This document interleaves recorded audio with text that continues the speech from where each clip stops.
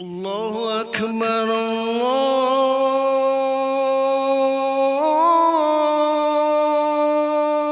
Akbar.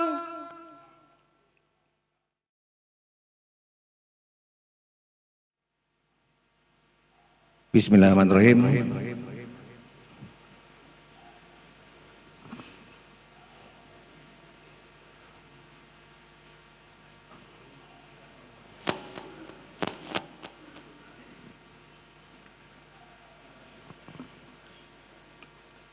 Assalamualaikum warahmatullahi wabarakatuh. Innal hamdalillah nahmaduhu wa nasta'inuhu wa nastaghfiruh wa na'udzubillahi min syururi anfusina wa sayyiati a'malina may yahdihillahu fala mudhillalah wa la mudhill fala hadiyalah. Asyhadu an la ilaha illallah wahdahu la syarikalah wa asyhadu anna Muhammadan abduhu wa rasuluh. Allahumma shalli ala Muhammad wa ala alihi wa sahbihi ajmain. Kok hilang-hilang terus ya?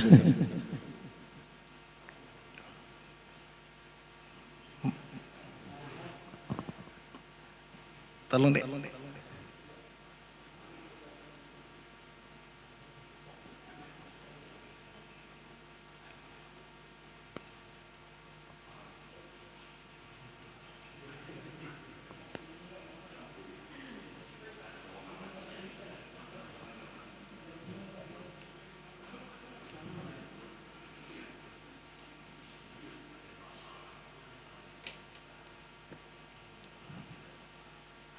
Syukur alhamdulillah kita sampaikan dari Allah Ta'ala pada hari ini, hari Ahad. Tanggal berapa Pak Bu hari ini? Nah kita kalau ditanya sebelum jawabnya tuh Masehi. Padahal kalau Hijriah itu tanggal 23 Zulhijjah. Artinya kita berada di akhir tahun 1445 Hijriah. Mari kita mulai dengan sama-sama lepaskan basmalah. Bismillahirrahmanirrahim. Bapak Ibu sekalian, bagi yang sudah diizinkan Allah datang ke Tanah Suci, pemandangan ini menimbulkan kerinduan. Saya dan kita semua berdoa kepada Allah Ta'ala, mudah-mudahan kita masih diizinkan untuk datang ke situ. Karena di Palembang, daftar sekarang, itu berangkatnya 20 tahun yang akan datang Pak, kalau haji. Makanya sekarang jemaah umroh itu membludak. Tinggal gimana caranya menata niat bahwa kita datang ke Tanah Suci itu memang karena untuk Allah. Wa atiullah wa atiur rasul walil amri minkum. Materi ini sebetulnya kami siapkan setelah Idul Fitri yang lalu, setelah Ramadan. Karena di Indonesia ini ada satu kegiatan yang kelihatannya bahasa Arab, tapi kalau ditanya orang Arab nggak ngerti halal bihalal itu apa. Halalnya bahasa Arab artinya memang halal, bi itu dengan halal lagi. Tapi halal bihalal itu di Indonesia adalah aktivitas berkumpul bersama yang mengantarkan para pelakunya meluruskan benang kusut pergaulan keseharian. Mendekatkan kembali hubungan yang mungkin agak renggang karena adanya gesekan dan melepaskan ikatan belenggu prasangka. Harapannya dengan halal bihalal itu gimana? Hubungan yang kembali harmonis. Dan dalam bahasa keseharian kita sebut dengan kita menjalin silaturahim. Di Indonesia juga sering-sering kata-kata silaturahim agak terbelok jadi silaturahmi. Sebetulnya kata-kata yang benar adalah silaturahim. Karena itu berasal dari bahasa Arab, silat itu penghubung atau tali, rahim itu kekerawatan atau kasih sayang. Awalnya memang silaturahim itu hubungan darah, tapi belakangan berkembang dengan termasuk dengan hubungan di luar hubungan darah langsung, kekerabatan. Jadi silaturahim maknanya adalah menyambung atau menghubungkan tali kekerabatan. Esensinya apa? Rasul berpesan tidak sempurna iman seseorang sebelum mencintai orang lain seperti diri sendiri. Enak diomongkan, sangat sulit dalam prakteknya. Karena rata-rata kita ego, rata-rata kita itu cenderung memperhatikan diri sendiri dibanding orang lain. Nah ibu bapak sekalian, mengapa kita harus bersilaturahim? Tadi dikatakan gesekan-gesekan dalam hidup itu banyak sekali. Tapi kebiasaan Indonesia memang kita melakukan kegiatan itu sebelum Ramadan dan setelah Ramadan. Makanya di Indonesia biasanya sebelum Ramadan itu kita jadi sangat puitis semua ya Pak Mas Riza ya. Ketika tangan tak sanggup menjangkau, ketika mulut tak sanggup bicara, ketika tangan kaki nggak sanggup melangkah, memasuki bulan suci Ramadan, mohon maaf lahir dan batin. Menjelang Idul Fitri keluar lagi. Minal aizin wal faizin, mohon maaf lahir dan batin. Saking seringnya diucapkan kata-kata itu, seolah-olah minal aizin wal faizin itu artinya mohon maaf lahir dan batin. Padahal minal itu dari, aid kembali, wa dan izin itu dari kata fauzi, fauzan menang. Dari bersiam selama bulan Ramadan, kita kembali berbuka di Idul Fitri itu. Karena kata-kata Idul Fitri pun cenderung di kita disalahartikan. Idnya memang kembali, fitri diartikan fitrah, suci seperti bayi yang dilahirkan dari perut ibunya. Tapi ternyata bukan itu. Fitri itu asal katanya dari iftar, buka. Jadi Idul Fitri sebetulnya maknanya adalah kembali berbuka. Karena Rasulullah mengajarkan kepada kita, barang siapa yang bersiam di bulan Ramadan dengan iman wahtisaban, kemudian disambung dengan siam Syawal 6 hari, ikhlas karena Allah, insya Allah dinilai seperti siam 1 tahun. Gimana hitungannya? 30 ditambah 6 masing-masing dilipatkan Allah 10. Nah di kita sayangnya minal aidin wal faizin itu selalu dulu dikatakan dengan mohon maaf lahir dan batin. Sehingga soal maknanya begitu. Nah Bapak Ibu sekalian, esensi dari bersilaturahim adalah, kalau bahasa kawan saya Bupati Agam di Sumatera Barat sana, menghimpun yang berserakan, menjalin yang terurai. Karena dasarnya Islam itu berjamaah. Makanya ketika kita sholat berjamaah, nilainya 27 derajat dibandingkan dengan sholat sendiri. Nah ibu sekalian, banyak tuntunan tentang bersilaturahim dalam Al-Quran. Antara lain yang sering dibaca oleh imam dibaca oleh khatib ketika dia mau memimpin sholat Jumat. A'udzubillahi minasyaitonirrajim. Ya ayyuhan nasu taqu rabbakumul ladzi khalaqakum min nafsin wahidah wa khalaqa minha zawjaha wa basa minhuma rijalan katsiran wa nisaa wattaqullaha allazi tasaaluna bihi wal arham innallaha kana alaikum raqiba. Hai sekalian manusia, bertakwalah kepada Allah yang telah menciptakan kamu dari diri yang satu, dan daripadanya Allah menciptakan istrimu, dari keduanya Allah memperkembangbiakkan laki-laki dan perempuan yang banyak. Bertakwalah kepada Allah yang dengan menyebut namanya kalian saling meminta satu sama lain, dan peliharalah hubungan silaturahim. Jadi memang menjaga silaturahim itu perintah Al-Quran, perintah dari Rasulullah SAW. Di surat An-Nisa, di surat Ali Imran ayat 112, Allah mengatakan duribat alaihimuz zillah aina masukifu illa wabli minallah wabli minan nas. Mereka diliputi kehinaan di mana saja mereka berada, kecuali jika mereka berpegang teguh kepada dinul Islam, tali Allah dan hubungan dengan sesama manusia. Dan orang yang memutuskan silaturahim itu dilaknat oleh Allah, ditulikan telinganya, dibutakan matanya. Dan Rasulullah mengatakan dalam beberapa hadis, aku pernah mendengar Rasulullah bersabda, kata Anas bin Malik, barang siapa yang menginginkan rizkinya dimudahkan dan usianya dipanjangkan, maka hendaklah dia menyambung silaturahim. Muttafaqun alaih ini mungkin Bapak Ibu sudah tahu semua, diriwayatkan oleh beberapa periwayat hadis. Tidak hanya Bukhari saja, tidak Muslim saja, tapi hampir keseluruhannya. Kemudian dari Siti Aisyah radhiyallahu anha berkata, Rasul sallallahu alaihi wasallam bersabda, hubungan kekeluargaan silaturahim itu digantungkan pada arash.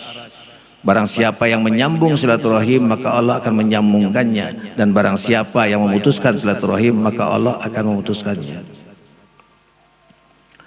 Pada malam Lailatul Qadar, Allah Subhanahu wa taala melihat umat Rasulullah yang beriman dan merindukannya. Dan Allah memberikan mereka ampunan atau maaf kecuali kepada 4 tipikal manusia, yaitu peminum khamar, peminum minuman keras, minuman yang memabukkan, kedua pendurhaka kepada ibu bapak, ketiga orang yang suka bertengkar, yang keempat orang yang memutuskan silaturahim. Diriwayatkan oleh Abu Shuraih Al-Khuzai, Nabi SAW bersabda, barang siapa yang beriman dan yakin kepada Allah dan hari akhir, maka hendaklah dia berbuat baik kepada tetangga, memuliakan tamunya, hanya berbicara yang sesuatu yang baik atau diam saja, dan menyambung silaturahim. Kalau bahasa manajemen modern, silaturahim itu cenderung diartikan dengan membuat networking, hubungan baik dengan pihak-pihak lain. Nah, Bapak Ibu sekalian, silaturahim harus dijaga. Bagaimana cara menjaganya? Jauhi hati yang bermasalah. Kata Al-Ghazali, cari hatimu di 3 tempat. Pertama, ketika iqra Al-Quran. Kedua, ketika sholat. Yang ketiga, ketika mengingat kematian. Pekan lalu saya lihat Pak Atian Ali jadi pembicara di sini. Saya dulu ketika beliau menjadi khotib Idul Adha itu membaca surat Az-Zumar ayat 71 sampai 73. Itu baru aja membaca Pak Zul, dia langsung tersendat. Wasiqal ladzina kafaru ila jahannam zumaru. Oh, hebat benar ya ini. Ternyata memang beberapa Al-Quran dikatakan orang yang beriman itu jangankan mendengar Al-Quran, mendengar nama Allah saja hatinya bergetar. Al-Quran juga dikatakan wa nunazzilu minal Qur'ani ma huwa syifa. Al-Quran itu sebagai obat. Orang yang galau kalau dia membaca Al-Quran insya Allah akan ditenangkan hatinya. Allazina amanu wa tatmainu qulubuhum bizikrillah. Ala bizikrillah tatmainul qulub, kata Allah. Orang yang beriman yang yakin hatinya tentram dengan mengingat Allah. Bapak Ibu sekalian, mudah-mudahan kembali diizinkan datang ke Tanah Suci. Di Tanah Suci itu memang nyaman benar kita mendengar bacaan Al-Quran. Kenapa? Pertama, sound systemnya bagus, seolah langsung di telinga kita ngomong. Kedua, bacaannya Masya Allah luar biasa. Dia paham maknanya, kita sedikit-sedikit mungkin paham. Tapi ketika imam terseduh-seduh, insya Allah kita juga akan ikut terseduh-seduh. Karena ketika kita sedang sholat itu, kenapa kaki itu katanya disuruh kita saling dempetan itu ternyata berhubungan dengan ilmu fisika. Kalau kaki kita dempetan, itu energinya energi seri, nyambung. Karena ketika sholat kita melakukan gerakan-gerakan yang menimbulkan energi. Ruku itu menimbulkan sudut 90 derajat. Sujud itu menimbulkan sudut 135 derajat. 2 kali sujud 270 ditambah 90 360. Apa itu 360? 1 putaran. Dan kata orang fisika, kalau satu konduktor logam dialiri oleh magnet atau listrik yang bergerak seperti angka 0 itu, maka resultan gayanya akan menuju ke atas. Berputar itu membentuk angka 0, gerakan ke atas membentuk angka 1. Jadi sebetulnya ketika kita sholat memang kita sedang memuliakan asmanya, la ilaha illallah. Makin kita sholat makin, makanya orang yang sholat kalau dia merasa sedang berhadapan dengan Allah, kata Al-Hatim, sholat itu akan khusyuk kalau kamu bisa mengkondisikan seolah-olah itu sholat kamu yang terakhir. Kalau kita perhatikan Pak, dari azan ke sholat, yang kita sebut dengan nanti ada iqomat, itu lama atau sebentar? Sebentar. Dan hidup kita seperti itu. Ketika kita lahir dulu, bapak kita dulu mengazankan kita. Ketika kita wafat, kita disolatkan. Jadi di antara azan dan solat itu pendek sekali. Kalau orang barat mengatakan antara huruf B dan D. B itu apa? Birth, kelahiran. D itu apa? Death, kematian. Di antara itu cuma ada satu huruf. Huruf C. Change. Kesempatan. Dan Al-Quran mengatakan orang yang beruntung itu innallazina amanu wa amilus sholihat. Beriman dan beramal soleh. Wa tawasau bil haq wa tawasau bis sabr.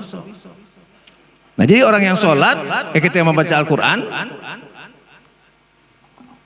hatinya insya Allah akan bergetar, hatinya akan berkomunikasi dengan Allah. Tadi dikatakan sholat yang khusyuk itu mengingat seolah sholat yang terakhir. Makanya Rasulullah mengatakan khususnya ketika sedang sholat sunat, ketika sujud yang terakhir itu perlamalah sujud itu, banyak-banyaklah berdoa bermohon kepada Allah. Kenapa? Boleh jadi diangkat kepala itu kita sudah diwafatkan Allah. Saya dan kita semua mungkin berdoa kepada Allah kalau bisa kita wafat seperti itu. Banyak di media sosial kan orang-orang yang dengan izin Allah jadi imam, makmumnya bingung kok nggak bangun-bangun. Ketika bangun ternyata imamnya sudah diwafatkan. Masya Allah, langkah indahnya wafat seperti itu. Dan kita berharap wafat seperti itu kalau bisa juga di Masjidil Haram.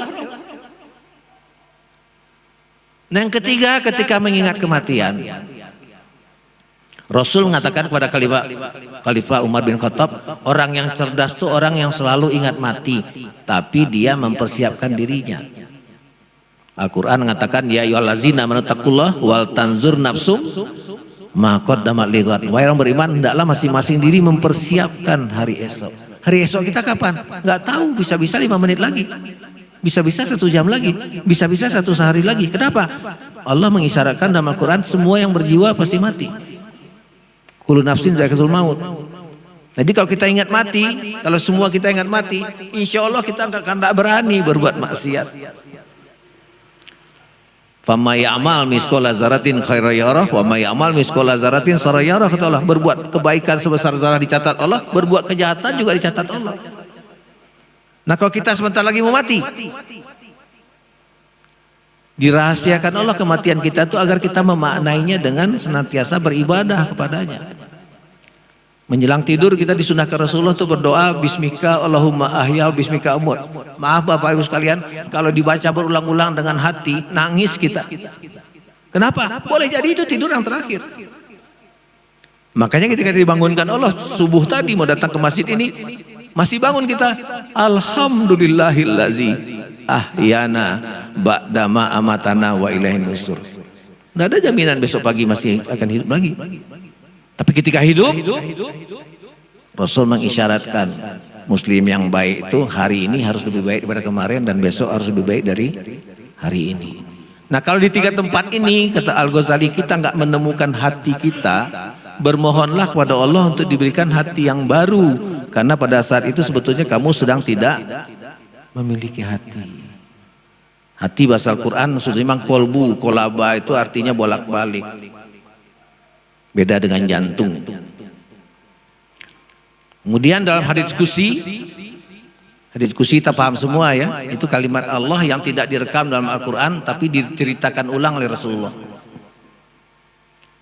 Kata Allah, wahai hambaku, aku telah persiapkan surga untukmu, namun sebelum kau masuk ke dalamnya telah aku usir setan dari surga itu. Tempatku di dunia ada di dalam hatimu. Sudahkah kau bersihkan hatimu dari selain aku? Memang sulit Bapak Ibu sekalian kita mengatakan inna solati wa nusuki wa mahyaya wa mamati lirabbil alamin, tapi dalam kehidupan sehari-hari kita selalu terkungkung dengan pahala. Pada sebetulnya tugas kita sami'na wa ta'na, lakukan perintah Allah seperti yang diperintahkan Al-Quran dan lihat bagaimana Rasul mempraktekannya. Titik. Pemberian kompensasi itu urusan Allah sepenuhnya. Jangan kita ngerasa sudah sholat tahajud, sudah ayamul bid bersiam, sudah baca Quran tiap hari, terus merasa kebaikan sudah di tangan kita. Belum. Kenapa? Ketika Rasulullah hijrah dari Mekah ke Madinah, itu hadis yang terkenal, itu adalah hadis yang menyatakan kita tuh di mana sebetulnya. Kenapa? Innamal a'malu binniyat. Niat kita apa?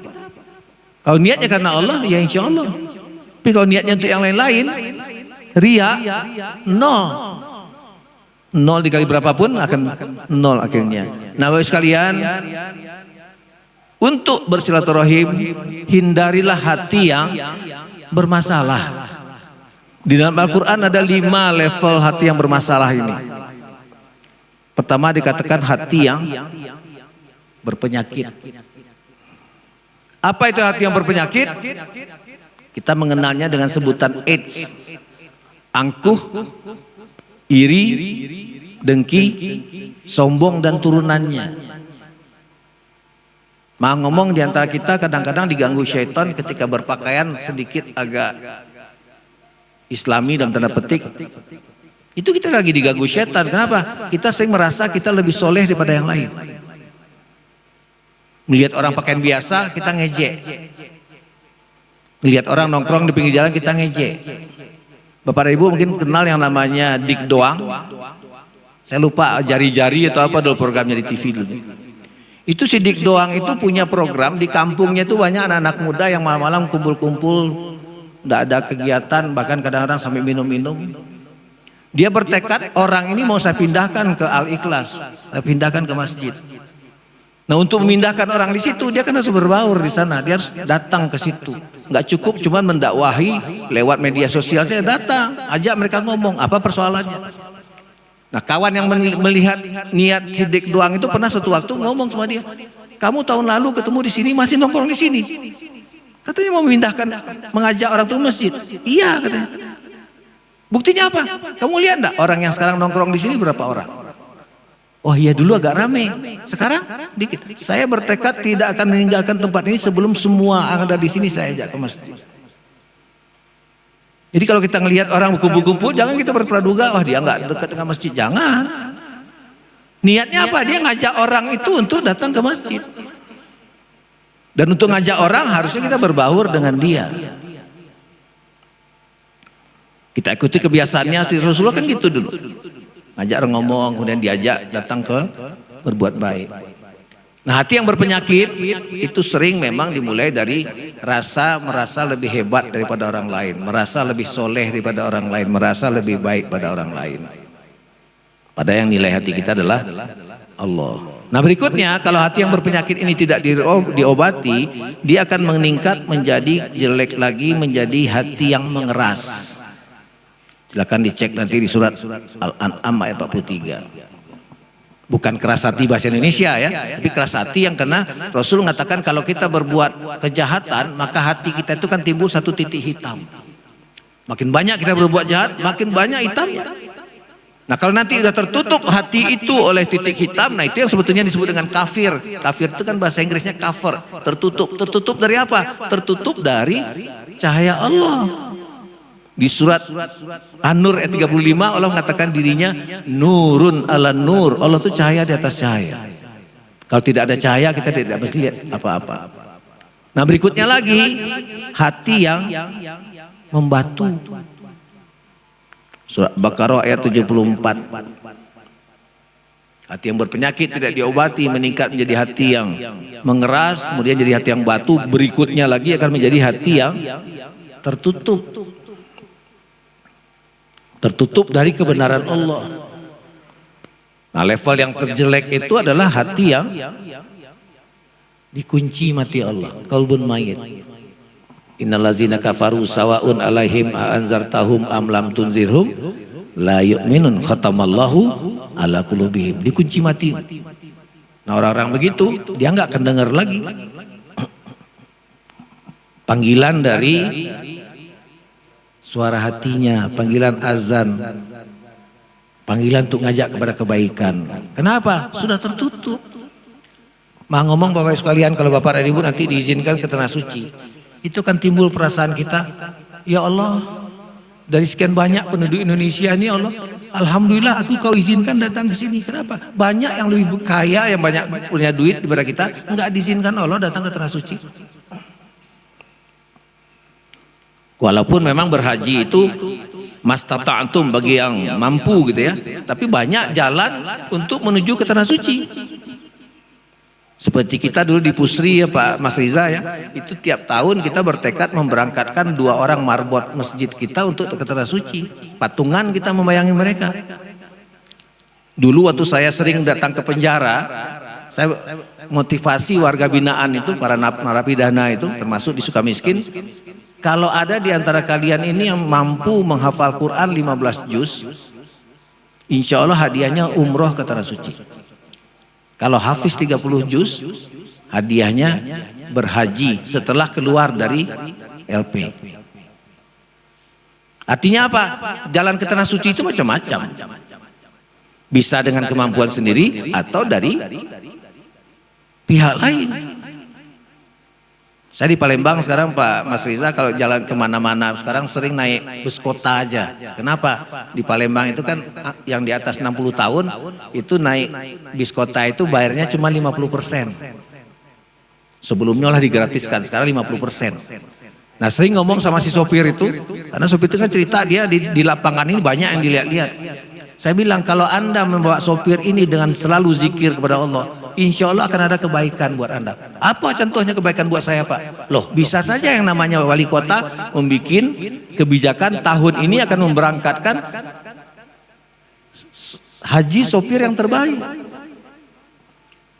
Nah jadi selama Anda membawa penumpang ini saya bilang berzikirlah kepada Allah. Melihat kadang-kadang kan sekarang banyak yang melawan arah, belok seenaknya. Nah kalau kita kaget, orang kaget Islam kalau kaget kan astagfirullah. Bukannya copot. Nah, untuk mendidik diri gitu tidak mudah. Karena Al-Quran mengatakan allazina yazkurunallaha qiyaman wa qu'udan wa 'ala junubihim. Kalau dia mengantarkan penumpang untuk berzikir kepada Allah, suatu waktu nanti ketika dipilih pengemudi teladan bis kota itu nanti berangkat ke Tanah Suci, banyak kejadian seperti itu. Kita di Pusi dulu memilih 5 orang setiap tahun diberangkatkan atas biaya perusahaan nih Pak Mas Riza. Dia nggak mampu tapi dimampukan Allah dengan cara begitu. Nah kembali ke sini, hindari hati yang bermasalah, gapailah hati yang dikatakan Al-Quran itu hati yang lembut. Bagaimana hati yang lembut itu? Apabila disebutkan asma Allah bergetar hatinya. Bapak Ibu sekalian, mungkin kita kadang-kadang di masyarakat sering berdebat tentang hal-hal yang tidak perlu. Tahiyat itu bergerak-gerak atau diam sih?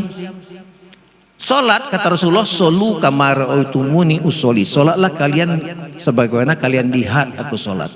Kita mengalami kalau kita dalam kondisi nggak sehat, lagi sakit, ketika tahiyat itu ternyata tangan kita tidak mantap, bergetar.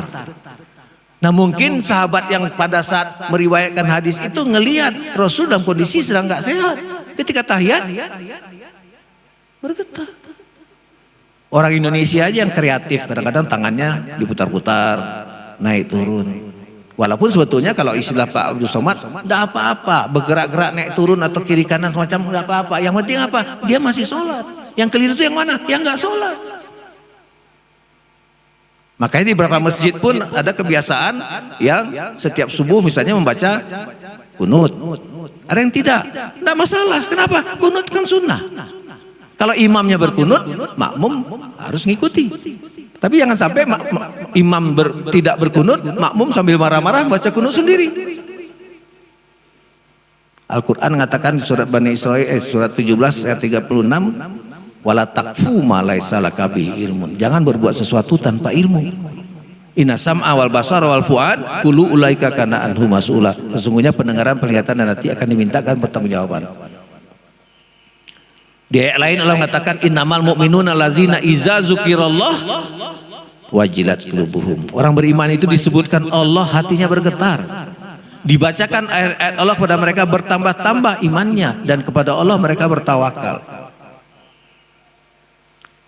Di ayat lain Allah katakan allazina amanu wa tatsmainu qulubuhum bi zikrillah. Orang-orang yang yakin, beriman, hatinya menjadi tentram, hatinya menjadi bahagia dengan mengingat Allah.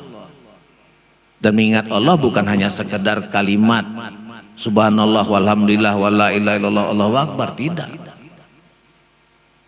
Ketika kita membantu seekor kucing yang ketakutan naik ke atas pohon, turun ke bawah. Kita berzikir kepada Allah, melaksanakan menolong makhluknya.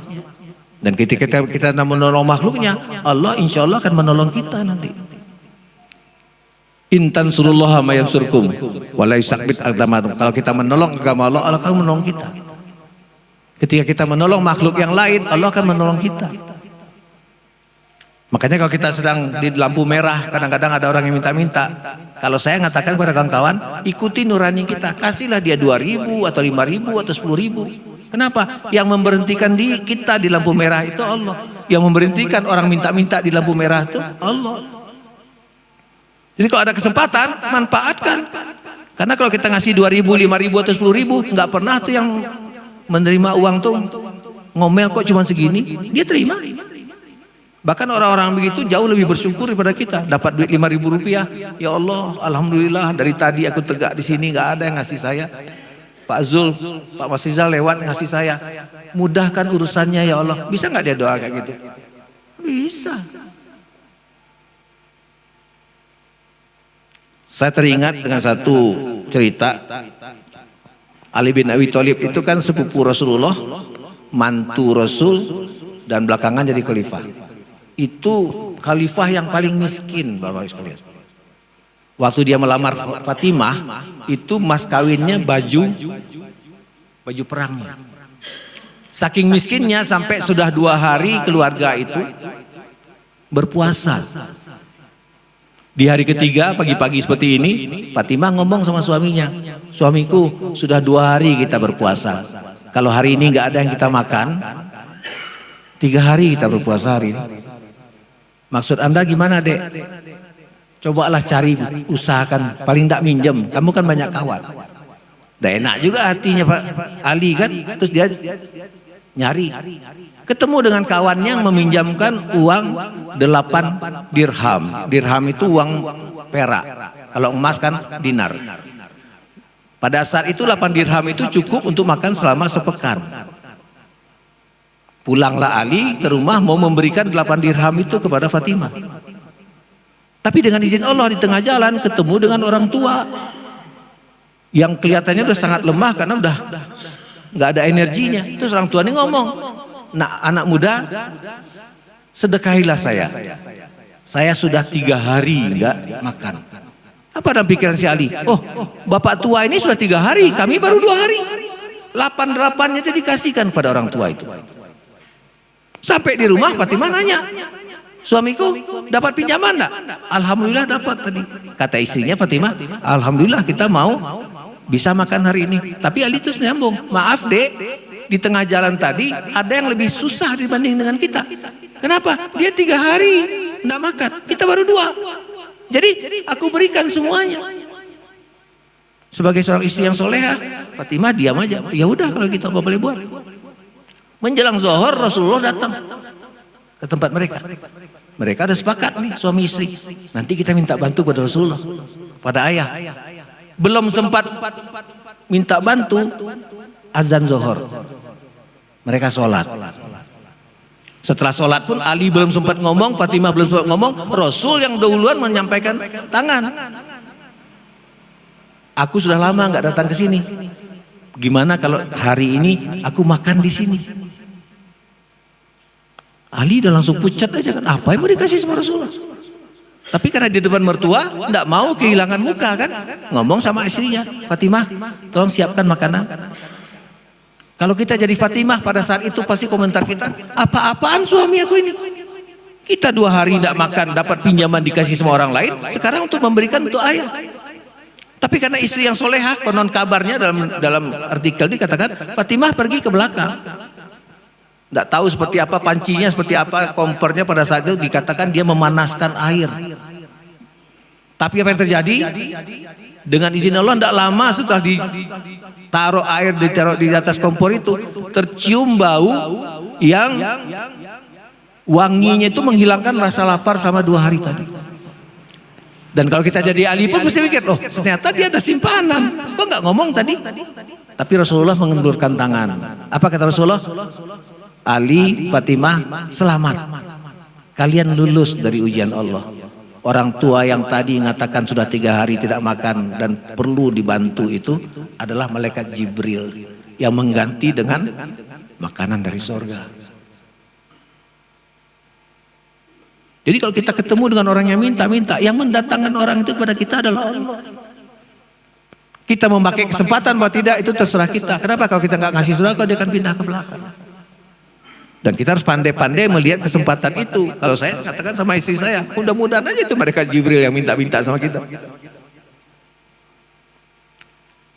Nah baik sekalian, dikatakan oleh si Opik, ini ada lagunya ya. Ini bahasa Jawa katanya, tombo itu obat ya. Apa atau obat hati? Katanya ada 5. Yang pertama baca Quran dan maknanya. Yang kedua sholat malam dirikanlah. Yang ketiga berkumpul dengan orang-orang yang soleh. Yang keempat perbanyaklah bersiam berpuasa. Yang kelima zikir malam perpanjang. Dan kalau ini kita lakukan seperti surat Ar-Ra'd ayat 28 tadi, allazina amanu wa tatmainu qulubuhum bizikrillah. Hati kita akan tentram. Hati kita akan tenang. Nah, kalau hati tenang, yang keluar itu adalah usaha untuk mempertahankan hubungan baik dengan orang lain. Bapak Ibu sekalian,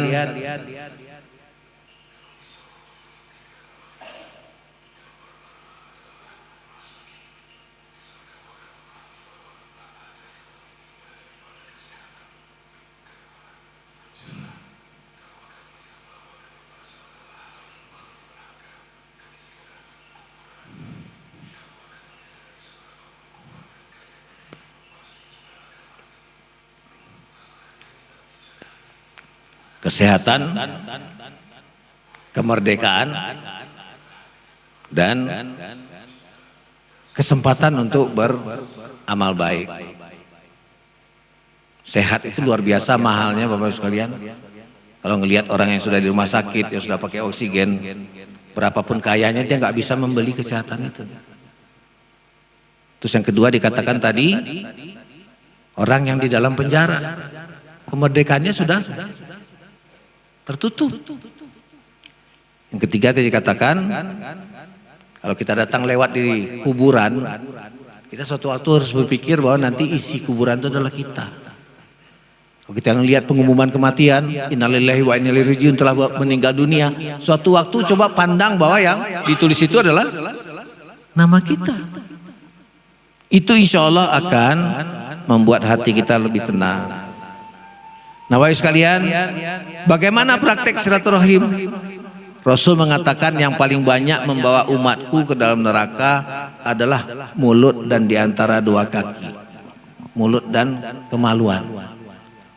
Itu disuruh Rasulullah untuk dijaga. Jaga lidah. Tadi dikatakan barang siapa yang ingin dimudahkan rezekinya, hendaklah dia berkata yang baik atau diam. Kenapa?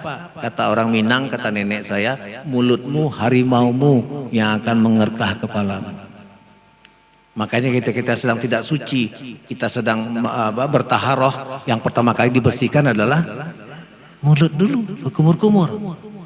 Esensinya apa sebetulnya? Mensucikan makanan yang masuk ke dalam dan mensucikan kata-kata yang keluar dari mulut. Nanti kita lihat dosa lisan itu luar biasa banyaknya, dan kita laki-laki dan perempuan sangat berpotensi untuk melakukan itu. Yang kedua, hendaklah kita senantiasa berbaik sangka, iya kepada orang lain, iya kepada Allah. Bapak-bapak mungkin masih ingat, ibu-ibu masih ingat beberapa waktu yang lalu kisahnya viral di TV. Seorang anak muda, dia mau berangkat dari Jakarta ke Pangkal Pinang, dari Halim ke Pangkal Pinang, dia di Bandung. Dia naik travel jam 2 malam. Waktu itu belum ada yang jalan layang tol itu. Sehingga dia lewat bawah. Apa penyakit dari Bandung ke Jakarta dulu? Kalau lewat bawah itu, di Cikarang itu sering terjadi perbaikan, macet. Dia jam 2 berangkat. Theoretically jam 4:30 udah sampai dia di Halim. Tapi pada saat itu karena terjadi perbaikan di Cikarang itu terlambat, nyampe di Halim itu persis close. Kayak kita sekarang Pak Mas Rizaya kalau beli tiket itu kan pasti tiket yang murah. Apa penyakit tiket yang murah itu? Kalau kita terlambat, innalillahi. Kenapa? Diurus-urus untuk diganti, urusannya 6 bulan yang diganti cuma 5%. Jadi ketika dia datang tutup, kan terpaksa beli tiket yang baru. Dan ketika beli tiket yang baru, apa yang ada dalam hatinya? Ngomel, ngeluh, ya Allah, aku terpaksa beli tiket lagi. Di pesawat pun mungkin masih ngomel-ngomel dia. Dia naik pesawat yang lain, pesawat yang tadi mau ditumpangi dia sampai saya ingat nomor itu JT671 dari Jakarta ke Pangkal Pinang. Tapi sampai dia di Pangkal Pinang, seluruh monitor di situ mengatakan breaking news. JT671 yang berangkat dari Halim menuju Pangkal Pinang setengah jam mengangkasa hilang dari monitor. Artinya apa? Nyatu. Dan seluruh yang ada di dalamnya meninggal. Itu dia dari Departemen Keuangan, konon kabarnya 40 kawannya ada di situ dan dia orang ke-41 yang diselamatkan Allah. Ketika dia baca itu, Allahu Akbar, terima kasih ya Allah. Untung betul tadi macet di Cikarang. Kalau gak macet di Cikarang, aku ikut mati. Allah mengatakan di Al-Baqarah 216, wa asa an takrahu syai'a wa huwa khairul lakum wa asa an tuhibu syai'a wa huwa syarrul lakum wallahu ya'lamu wa antum la ta'lamun. Boleh jadi engkau menyukai sesuatu padahal itu tidak baik bagimu. Sebaliknya boleh jadi engkau membenci sesuatu padahal itu baik bagi kamu. Allah tahu, kamu tidak tahu. Dia diselamatkan. Kita aja kalau ditanya memilih mana, mati atau keluar duit 600.000, pasti kita keluar 600.000. Dan banyak kejadian-kejadian model begitu. Sehingga memang kita harus nantiasa husnuzon. Karena Allah katakan dalam Al-Quran, la yukallifullahu nafsan illa usaha. Kalau kita dicoba Allah, Allah yakin, Allah kita mampu menghadapi itu. Tinggal kita mengambil hikmahnya. Kenapa kita yang dicoba? Kenapa kita yang diuji Allah? Kenapa bukan orang lain? Nah yang ketiga, jauhkan diri dari penyakit hati. Tadi sudah disebut-sebut, AIDS, merasa lebih hebat, merasa lebih suci. Kemudian senantiasa berupaya berbuat baik. Dan yang kelima, siap memaafkan. Nanti kita coba lihat output dari Ramadan itu salah satu adalah kemampuan kita memaafkan kesalahan orang lain. Makanya dalam Islam sebetulnya yang mulia itu bukan minta maaf, tapi yang mulia itu adalah memberi maaf. Kenapa? Ketika memberi tangan di atas. Nah apa itu penyakit-penyakit lisan? Oh banyak benar ternyata. Memfitnah, melaknat, gibah, adu domba, mencela, bercanda berlebihan, berkata tidak bermanfaat, gosip, dan segala macam. Ndak laki, ndak perempuan, kita terpancing untuk melakukan ini.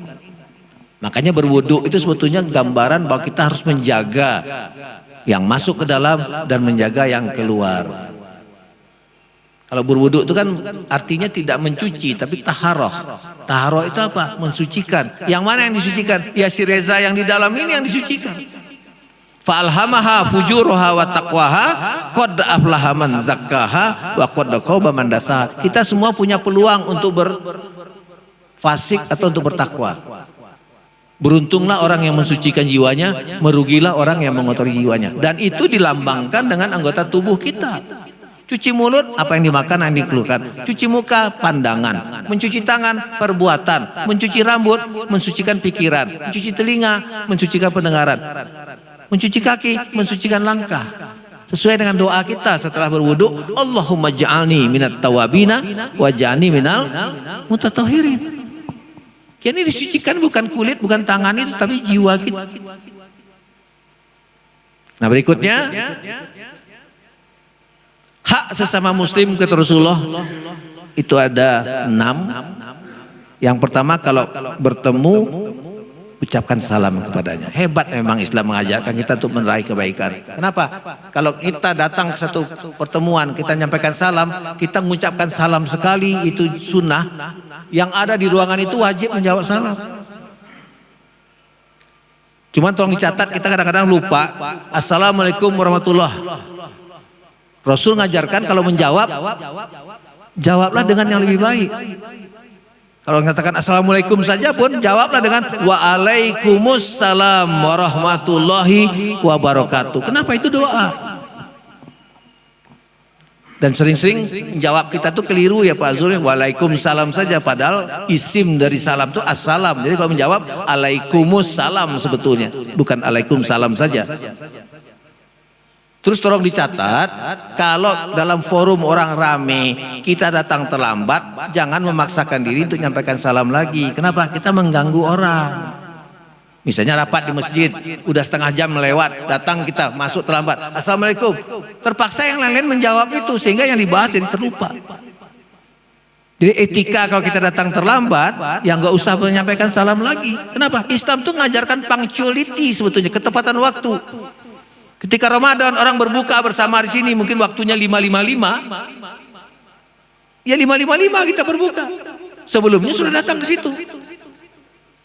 Ke masjid pun sebetulnya kita yang laki-laki itu diajarkan untuk datang dulu di sebelum waktunya. Kita tahiyatul masjid, kemudian kita jawab salam, kita sholat qobliyah subuh, baru sholat subuh. Bukan pas datang terlambat, terburu-buru, lari-lari dari luar. Kita tua-tua lari-lari, ngos-ngosan ya Pak masjidnya. Terpaksa jemaah sebelah kita terganggu. Kenapa? Yang terbaik apa? Tunggu. Karena menjawab azan ada kebaikannya, qobliyah subuh kata Rasulullah, sholat sunat fajar itu lebih baik daripada dunia seisinya. Tapi karena kita nggak tahu, kita nggak lakukan itu. Nah kembali itu menjawab salam itu wajib, memberikan salam sunnah, tapi jangan sampai mengganggu orang. Terus yang kedua, kalau seorang muslim sakit, kunjungi dia. Itu silaturahim yang luar biasa. Asal dicatat, kalau kita mengunjungi teman yang sakit itu ada etikanya. Karena banyak yang sakit itu sebetulnya dia nggak boleh banyak-banyak ngomong. Dia harus istirahat. Makanya di beberapa pasien kan sering ditulis itu oleh rumah sakit. Untuk kebaikan pasien dibatasi jumlah pengunjung. Walaupun itu sunnah sebetulnya. Dan kalau kita diizinkan menjenguk sang sakit, jangan bercanda berlebihan. Kita kadang-kadang kan sambil main-main mentang-mentang kawan kita. Oh enak aja kita ngomong. Ay Pak Zul, yang model-model main ini, ya orang Palembang ngomong ya, nggak lama ini. Jangan kayak gitu, kita doakan dia cepat sembuh. Kenapa? Sakit sebetulnya cara Allah untuk membuat kita makin banyak berzikir. Jangankan sakit berat Bapak Ibu sekalian, sakit gigi saja, itu insya Allah nama yang paling banyak kita sebutkan adalah asma Allah. Ya Allah, ya Allah, ya Allah. Tapi ketika menerima e-banking, uang pensiun atau gaji, jarang yang bersyukur menerima itu. Sehingga nggak ingat dengan yang memberikan. Tapi kalau sakit, insya Allah kita akan ingat dengan Allah. Kata orang Minang itu kalau sayang sama anak, marahi dia kalau dia salah. Kalau sayang dengan kampung, tinggalkan kampung itu. Sehingga timbul kerinduan. Nah kalau kita Allah menegur kita dengan sakit itu, kita harus sadar bahwa sebetulnya kita memang layak untuk sakit. Dan mau ngomong ketika kita terbaring di rumah sakit itu apa yang banyak diingat oleh kita? Mati itulah. Nah kalau ingat mati, insya Allah akan keluar. Astagfirullahaladzim, ya Allah ampuni aku ya Allah. Datang ibu bapak kita minta ampun sama dia. Orang-orang tua kita dulu ketika sakit itu diberikan Allah kesempatan saudara-saudaranya datang untuk saling memaafkan.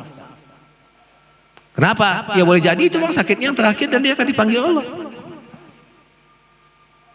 Yang ketiga, kalau diundang penuhi undangannya. Nah ini memang banyak diantara kita yang kadang-kadang karena tidak mau keluar. Sekarang kan kalau pergi undangan kan sering nggak kurang lah orang pakai kado-kado sekarang ya Pak Mas Riza ya. Karena kebiasaan ngikut caranya Cina itu pakai angpau, pakai amplop. Nah kadang nggak mau mengeluarkan amplop nggak datang dia. Tolong dicatat Bapak-Bapak sekalian, saya pribadi ngalami itu. Ketika Pak Mas Riza ini ngundang saya, itu langsung dibayangkan Allah ketika saya bikin acara dulu beliau ini datang.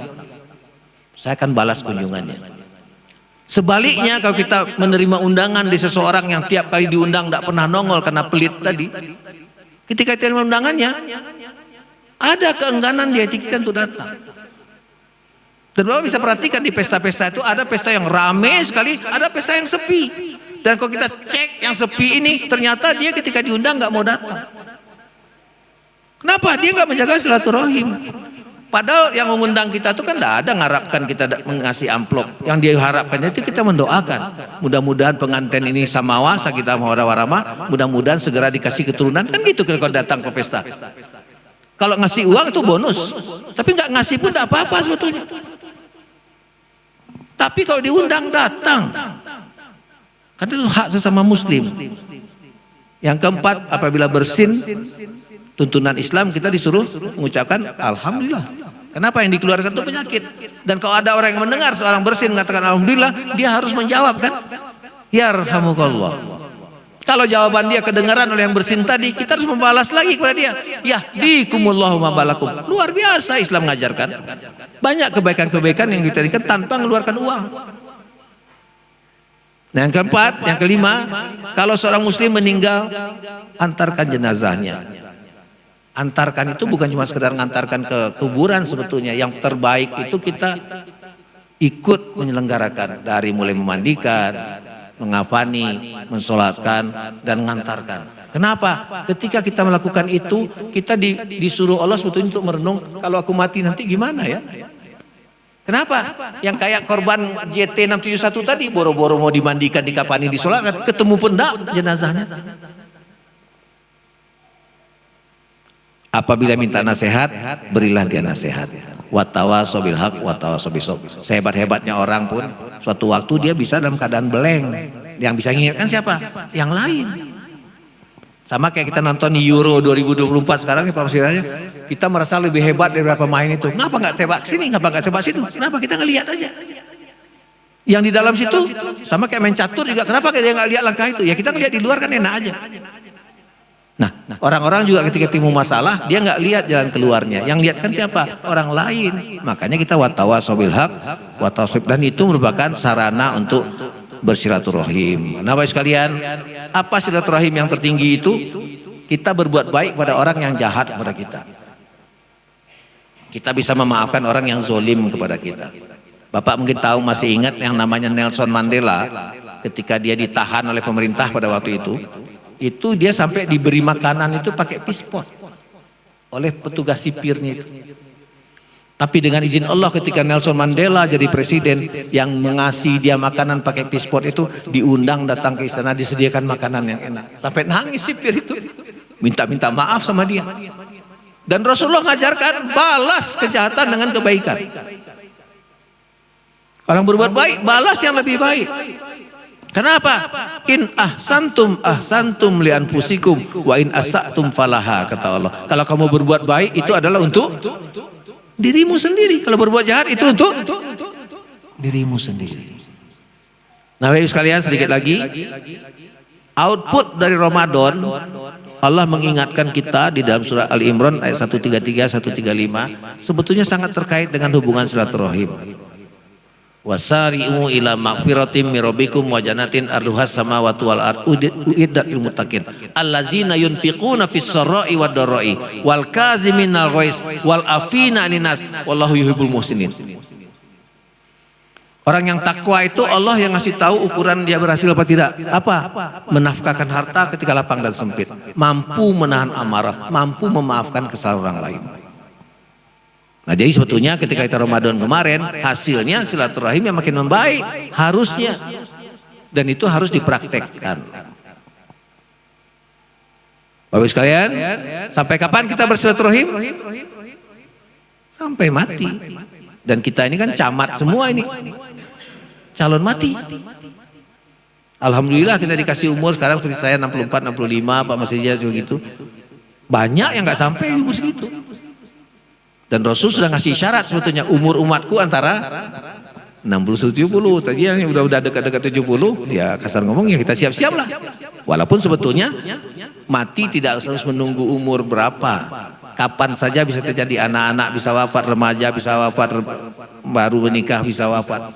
Tapi yang jelas saya dan kita semua berharap kalau kita dimatikan Allah sesuai dengan doa kita dalam husnul khotimah. Ini juga di masyarakat kita sering keliru ya Pak Zul ya. Kalau orang sudah meninggal, tidak ada lagi sebetulnya kita doakan semoga dia meninggal husnul khotimah. Dia udah meninggal kok. Jika meninggal gimana? Doakan mudah-mudahan amalnya diterima Allah, mudah-mudahan kekeliruannya diampunkan Allah, keluarga yang ditinggalkan tetap sabar. Itu sebetulnya doanya. Jangan mudah-mudahan khusnul timah. Khusnul timah itu saat dikembali kepada Allah. Sudah meninggal orang ini. Ini doanya kalau orang sudah meninggal ya itu tadi, amalnya diterima, dosanya diampunkan, dan keluarga tetap tabah. Nah ini Bapak Ibu sekalian, kemarin di media sosial kita ya Pak Mas Riza dibagikan ini. Ternyata memang hidup itu sangat pendek. Baru kemarin kita tamat SD, tamat SMP, tamat SMA, kuliah, bekerja, menikah, nunggu anak pertama, menikahkan anak, menunggu cucu. Sekarang sudah di ujung. Cepat sekali, kata orang barat, time flash like an arrow. Waktu terbang seperti anak panah.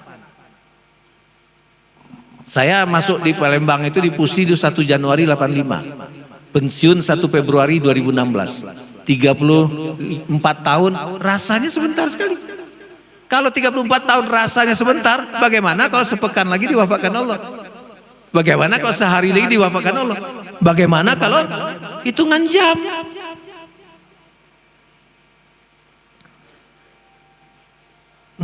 Bayi tadi udah kayak begini nih, kayak kita nih kan Pak Zul. Sudah meninggalkan dunia hitam. Nah ini tolong Bapak Ibu sekalian, menurut pendapat saya, kalau ada kawan yang sakit, jangan diupload ketika dalam kondisi dia lagi di atas tempat tidur itu. Beritanya aja masukkan. Kenapa? Banyak keluarga yang nggak terima keluarganya dikirimkan fotonya ketika lagi pasang infus, pasang oksigen, mulut mangap gitu ya. Nggak etis kalau kita sampai edarkan gambar dia seperti itu tuh. Oh, no. Ini terakhir. Ops. Oh.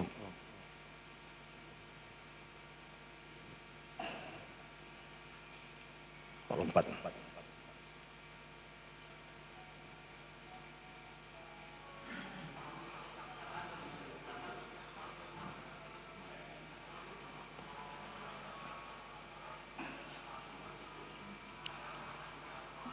Di sini Pak Ustadz Hidayat mengatakan kita harus mencari teman-teman yang soleh.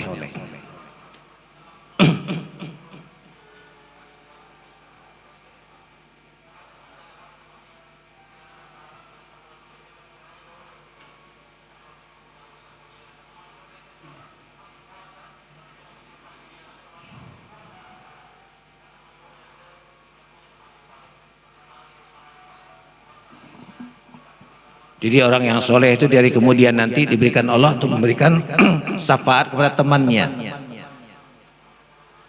Bapak Ibu bayangkan seorang Pak Hadi Hidayat pun di akhir ini dia mengatakan, Bapak Ibu sekalian kalau nanti di dalam surga nggak ketemu saya,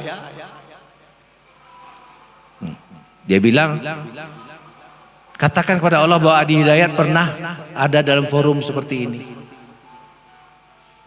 Jadi kita nanti mau ngomong mudah-mudahan kita berdoa kepada Allah semua kita nanti dimasukkan Allah ke dalam surga.